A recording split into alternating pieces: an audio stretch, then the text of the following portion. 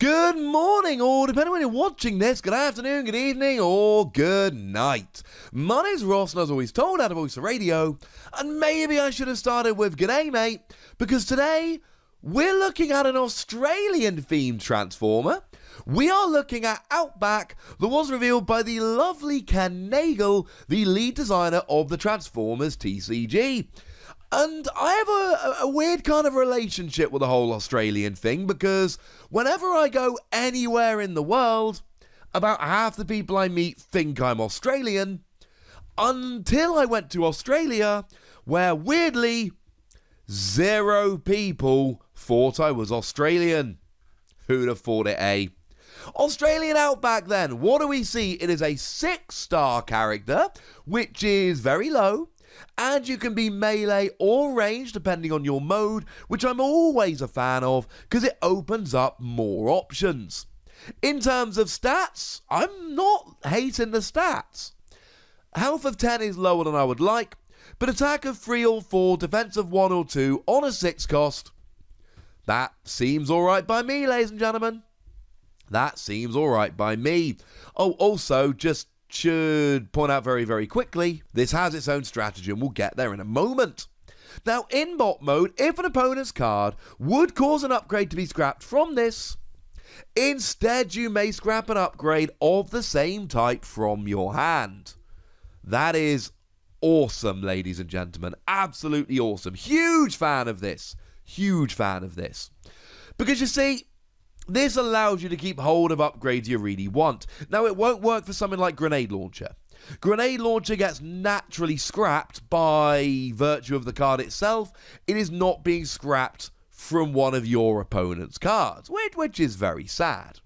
Now, if you've yet to attack, and your opponent goes to drop a ramming speed, then you can save your Grenade Launcher.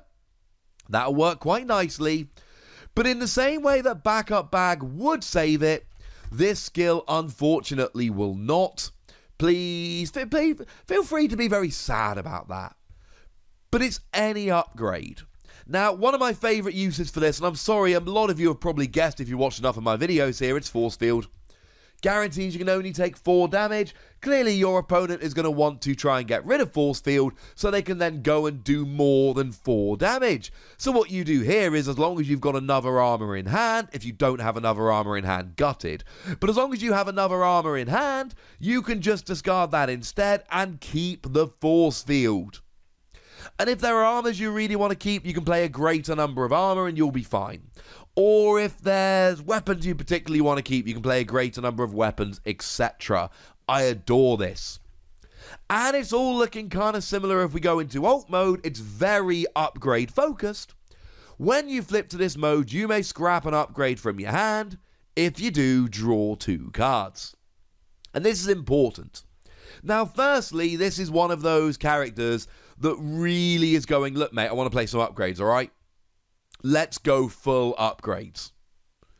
But this gives you a card advantage. Yes, you have to scrap an upgrade from your hand, but you get to draw 2 cards when you do. You will have 1 more card in hand after this ability than you had before you use this ability.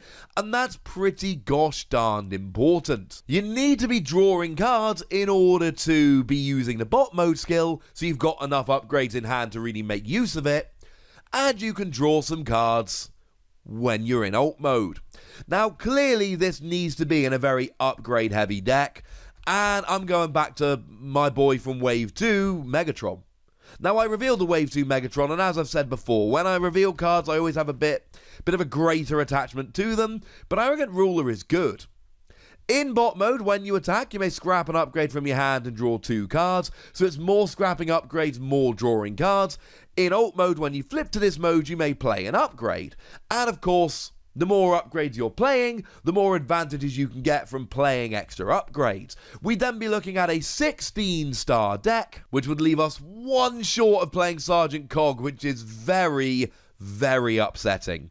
More on Sergeant Cog and weaponizers and battle masters and all of that in a minute. But we're 1 short of playing Sergeant Cog, and that makes me very, very sad indeed. Although Sergeant Cog does remain a pretty good option for this.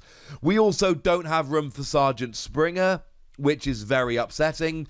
But you could play Sergeant Springer instead of playing Megatron, and Springer would be a great option here. Again, it's got a skill that lets you discard an upgrade from your hand and draw 2 cards, and it is when you flip to Alt 2 mode, so you don't need to be attacking, so maybe Springer is a better option. It would leave you at 18 stars, you'd still have 7 stars remaining. That would be a pretty good one. And if you've got 7 stars remaining, might I suggest maybe playing a bit of the old Private Flak. It's got a tap skill whereby you scrap an orange icon card from your hand, and it lets you play an upgrade.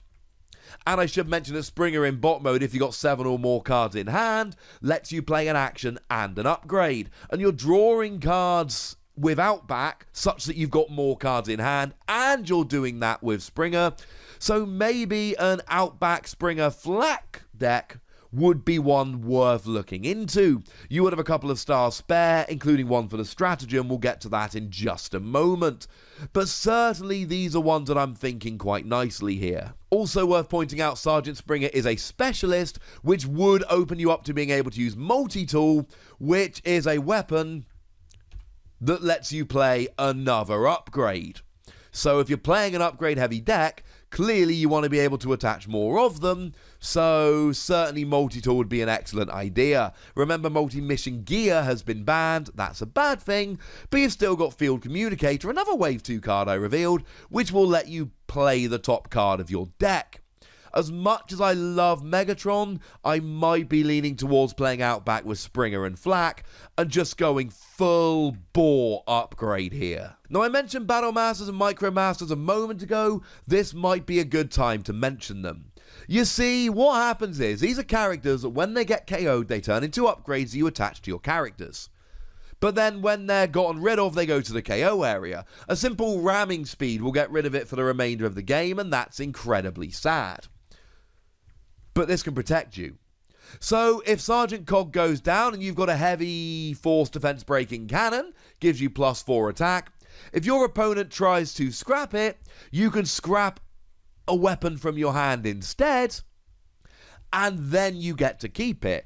And it says if an opponent's card would cause an upgrade to be scrapped from this, it doesn't say limited to once per turn or the first time during your turn, which means that you're going to have more options here, which makes me very, very happy indeed. This seems like an awful lot of fun. I mean, you can play any kind of Battle Master here you like, and all of a sudden, those really quite good upgrades that you get from them going down become your playthings. Everyone loves Private Lionizer, or when it goes down, it gives you RS Fire Steel Saber that gives you Bold 4 and Plan 1. Well, now imagine you're playing this in a deck where that can't be gotten rid of. And Outback is a 6-star, Lionizer is a 7-star, that puts you at 13. It gives you 12 stars still available to play a big, bold character that won't have Lionizer removed. This sounds like fun. Now, I did promise you there was a stratagem here as well, and it seems like it would be rude to not show you. Systems Enhancement. Costs a star, but all the stratagems we've seen so far do. When you upgrade Autobot Outback Gunner, draw a card. Then scrap a card from your hand. I adore this. I think this is phenomenal. I think this is absolutely brilliant. Now, the key thing here is you draw, then you scrap. That is very crucial because it means you've got one extra card. It means that when making that decision of what to scrap, you've got a bit more choice, bit more information. This is pretty gosh darned awesome. So that's nice.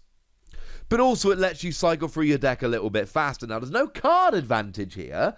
When you use this, you're basically ending up with the same amount of cards as you started with, but it means you're going to draw into those cards a bit faster. If you're looking for that force field, that grenade launcher, whatever it might be, you are more likely to find it here.